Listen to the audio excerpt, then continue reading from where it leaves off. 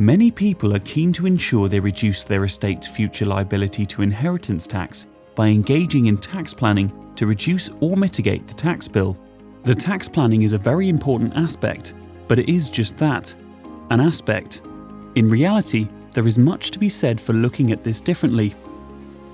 Think about estate planning first, with tax planning second. The two are symbiotic, but should be led by estate planning. How does estate planning differ from inheritance tax planning? And how can you go about making sure you find the best solution for your situation?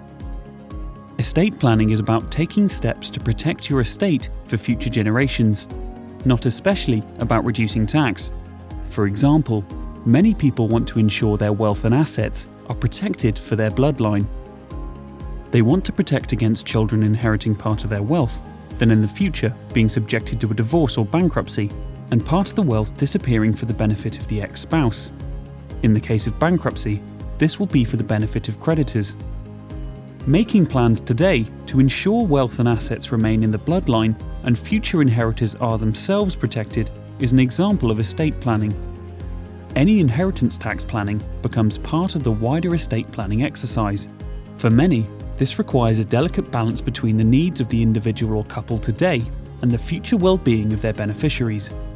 Leaving a legacy which is not unnecessarily reduced by future taxation is a desire many people have, but they don't want to leave themselves short in their own lifetime. Outright and large gifts can be complicated by this contradictory position, but major gifts also often require the donor living 7 years. Then there may be reservations about when an individual is comfortable for their offspring or beneficiaries to receive the gift. We also have to factor in that future governments might introduce more stringent rules and tax rates. It's a complex position, but the good news is there are ways to plan for inheritance tax, which can deal with most, possibly all of these factors. You just need the right solution and suitable advice. There are inheritance tax exemptions and allowances. Making sure these are properly used is a simple but highly effective step.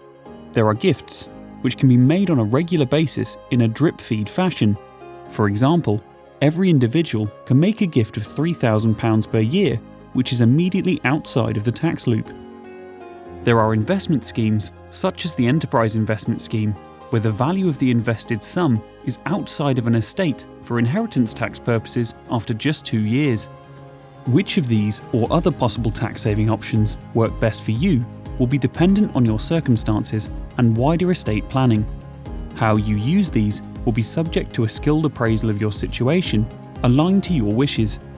The key is to make sure the estate planning and inheritance tax planning are coordinated into a plan which meets all your requirements, both short and long term.